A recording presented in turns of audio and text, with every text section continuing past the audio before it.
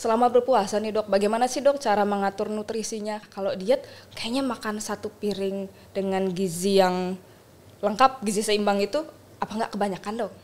Lemes, loyo, lesu itu adalah adalah kekurangan nutrisi. Sebaiknya hindari yang terlalu asin. Yang asin? Karena kalau misalnya kita banyak kandungan garam, biasanya tuh aus tuh. Gampang aus nanti seharian.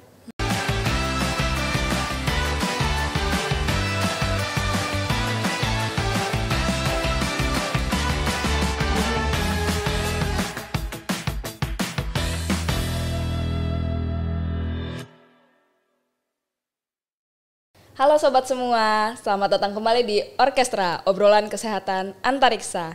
Kali ini obrolan akan saya temani dengan Dr. Risma Prameswari Hermawan. Saat ini kita sudah memasuki bulan puasa Ramadan, sudah mulai pertengahan nih. Sobat masih pada semangat nggak? Di bulan puasa ini biasanya berpuasa bisa sampai 12 hingga 13 jam. Terus mungkin sobat-sobat masih agak bingung nih, cara memikirkan bagaimana nih kita bisa bertahan selama bulan puasa Ramadan. Tentunya tentang kebutuhan nutrisi pastinya perlu kita tanyakan tips-tips memenuhi kebutuhan nutrisi selama bulan berpuasa agar tetap fit. Di sini kita punya pakarnya, ada dengan Dr. Lea, spesialis gizi klinik yang saat ini juga bertugas di RSAU Dr. Esnawan Antariksa. Kita sapa dulu teman-teman. Halo dokter. Halo Dr. Risma, apa kabar? Alhamdulillah baik dokter. Dokter gimana dok? Masih semangat dokter? Masih puasa. Masih puasa. Alhamdulillah. Wih, dokter cantik kita satu ini masih semangat. Insyaallah. Gimana dokter selama bulan puasa ini dok? Mungkin sobat-sobat, saya juga termasuk dok, kadang suka bingung nih dok terkait nutrisi. Mungkin kita bisa kasih pembukaan dulu ya dok, openingnya. Nutrisi itu apa sih dok sebetulnya? Kemudian kira-kira untuk tubuh kita ini nutrisi seperti apa gitu dok? Apa saja nutrisi yang dibutuhkan di dalam tubuh? Terima kasih Dr. Risma. Baik, jadi zat atau nutrien atau nutrisi adalah merupakan zat gizi yang kita bisa dapatkan dari asupan, dari makanan ya. Zat gizi itu terdiri dari dua, yaitu ada zat gizi yang porsinya besar atau makronutrien dan zat gizi yang porsinya kecil atau mikronutrien.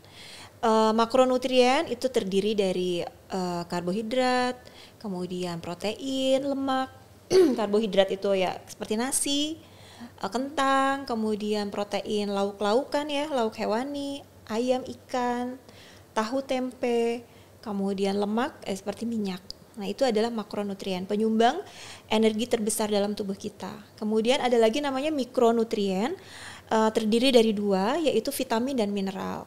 Ya, vitamin nanti ada vitamin A, B, C yang seperti kita pernah pelajarin ya dok, A, B, C, kemudian D, E, K itu. Kemudian juga ada mineral, vitamin seperti zat besi, kemudian zinc, itu natrium, kalium itu merupakan mineral. Dan semuanya mikronutrien memang porsinya kecil, tapi dia sangat penting dibutuhkan oleh tubuh kita untuk membantu pembentukan atau pembakaran dalam makanan tadi menjadi energi dok. Jadi dia kayak boosternya gitu, itu vitamin dan mineral. Dia juga dibutuhkan untuk pembentukan hormon, kemudian untuk enzim-enzim. Nah itu penting banget. Jadi makronutrien dan mikronutrien itu adalah nutrisi atau zat gizi yang kita tidak bisa hanya pilih satu-satu aja, itu nggak bisa. Jadi memang semuanya harus kita bisa dapatkan. Harus bekerja bebarengan juga ya dok untuk makro dan mikronya dok. Betul. Rasanya cukup banyak ya dok pembagiannya dari makronutrien dengan mikronutrien. Itu banyak sekali nutrisi yang harus masuk dalam tubuh kita.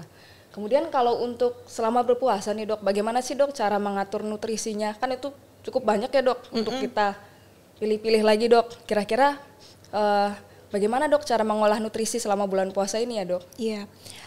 Jadi memang kalau untuk bulan puasa kan waktu kita makan hanya terdiri dari dua ya dok, pas sahur dan pas buka. Iya, nah jadi 13 jam atau pas saat kita puasa sekitar 12-13 jam itu kita benar-benar ya tidak masuk apa-apa tuh zat gizinya. Jadi pada saat waktu-waktu sahur kalau bisa kita optimalkan makanan yang mengandung tadi makronutrien dan mikronutrien. Dan semuanya begitu juga dan begitu juga saat buka.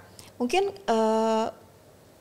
kesannya banyak dok, tapi pada intinya adalah kita makan itu dalam satu piring itu lengkap. Jadi ada nasi, ada lauk, ada sayur, dan ada buah. Udah. Dengan sahur kan biasa orang sahur cuma hanya minum air putih aja ya, karena males gitu ya. Jadi kalau bisa pada saat sahur kita makan porsinya lengkap. Nasi nggak terlalu banyak nggak apa-apa, tapi tetap ada nasi, ada lauk, ada sayur, dan ada buah. Itu udah lengkap tuh dok, udah dapat makronutrien dan mikronutrien. Kemudian juga nanti pas buka juga seperti itu, ada buah, ada lauk, ada nasi, ada sayur. Jadi insya Allah walaupun hanya 2 kali makan, tapi ketika kita optimalkan di 2 waktu itu, tentunya semuanya akan terpenuhi. Dan jangan lupa dok, yang tidak kalah pentingnya adalah asupan cairan. Jadi kalau misalnya kebutuhan cairan kita secara umum ya, itu adalah 2 liter ya, sekitar 8 gelas. Jadi kita bisa dapatkan di saat 2 gelas pas sahur, 2 gelas pas buka, kemudian sisanya 4 gelas bisa dokter cicil-cicil tuh.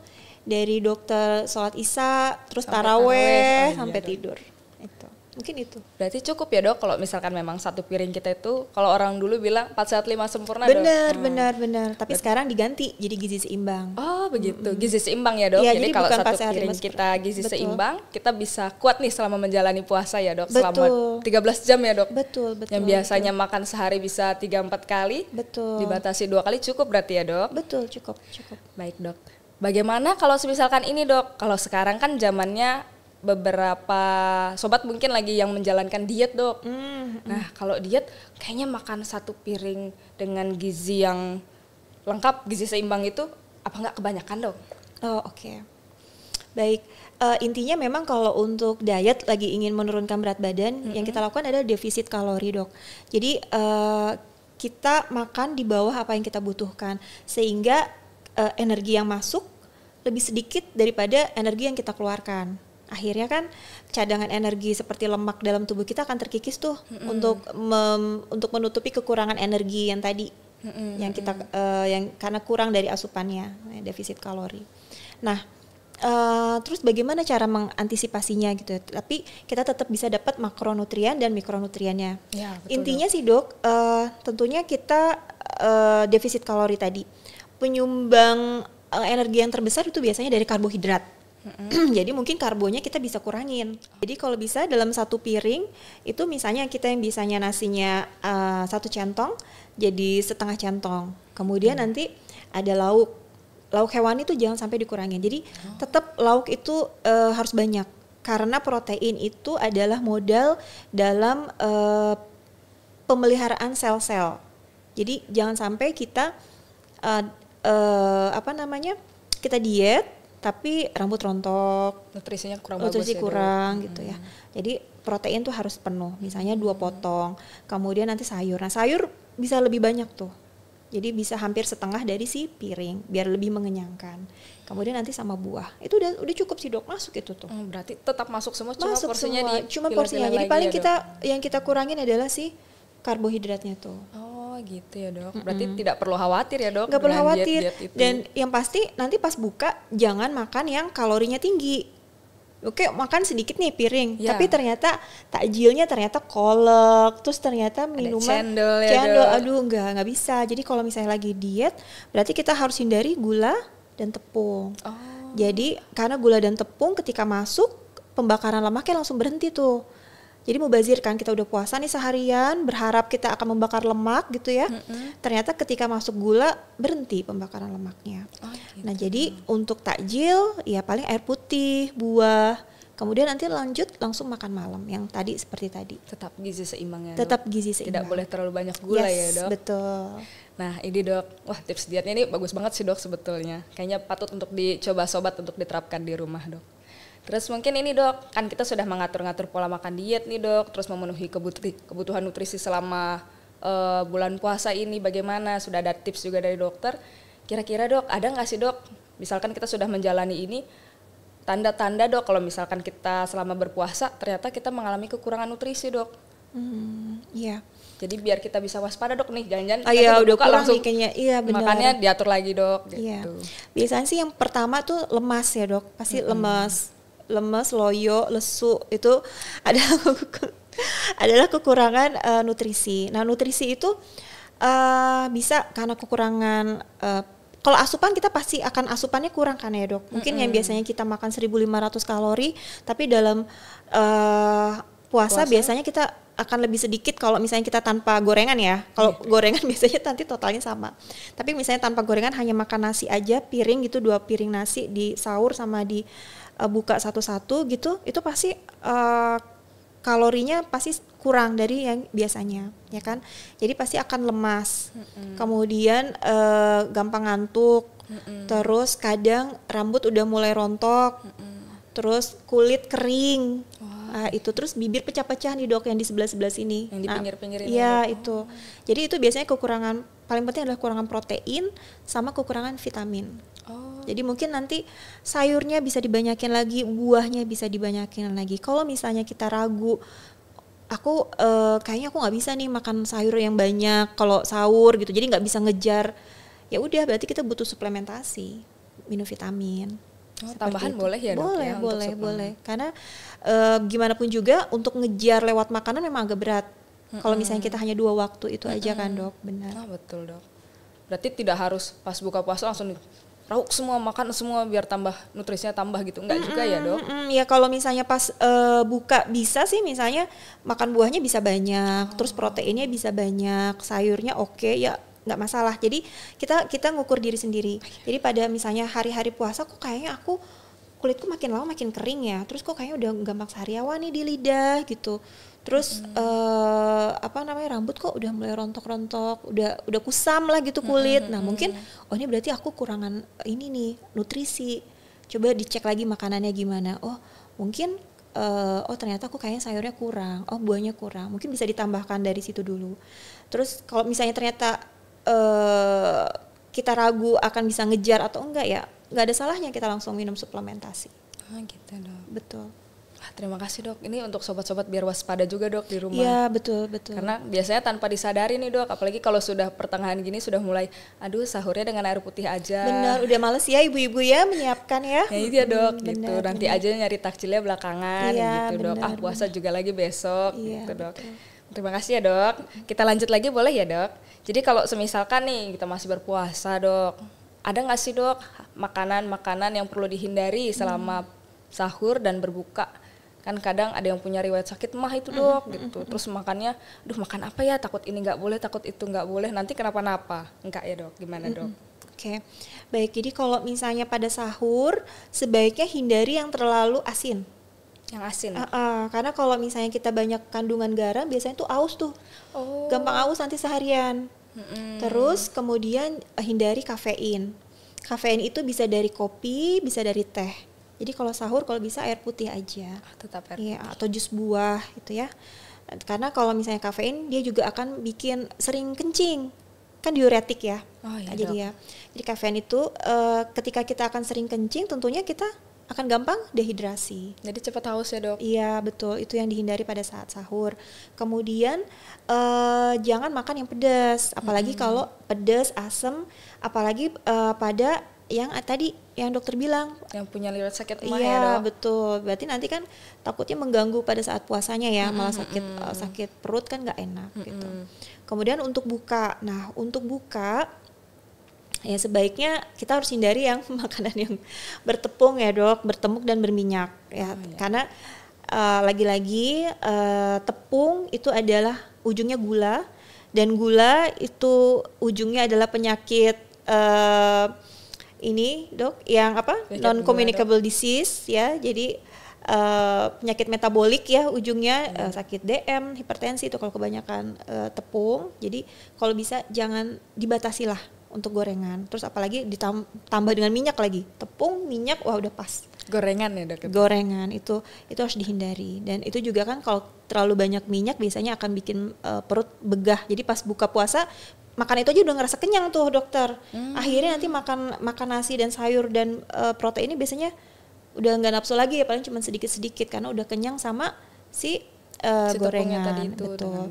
Terus juga ya tadi ya makan pedas kayak gitu juga sama, untuk buka puasa sebaiknya juga dihindari. Tapi berarti untuk buka puasa yang tinggi garam gitu dok? Tinggi garam ya. Kalau misalnya buka puasa mungkin kita masih bisa ngejar, kalau haus bisa minum terus ya dok. Iya, ya. Tapi kalau untuk sahur kan ketika haus kita nggak bisa ngejar ya, betul. Iya betul dok. Gitu. Baik dok. Mungkin itu ya dok ya. Mungkin ada tips-tips tambahan ini dok. Karena kita sudah mau perbincangan kita, obrolan kita mungkin hampir di ujung obrolan. Ujung jalan dok. Ada mungkin tips-tips mau disampaikan lagi dok. Mungkin lebih enaknya kalau kita bulan puasa ini sahur dan berbuka lauknya kalau bisa diganti tiap berapa minggu atau diganti tiap berapa hari gitu dok, biar nggak bosen. Oke. Baik, terima kasih dok. Jadi memang untuk merupakan suatu tantangan ya untuk ibu-ibu di rumah ya khususnya, atau mungkin yang masih single juga untuk diri sendiri gitu.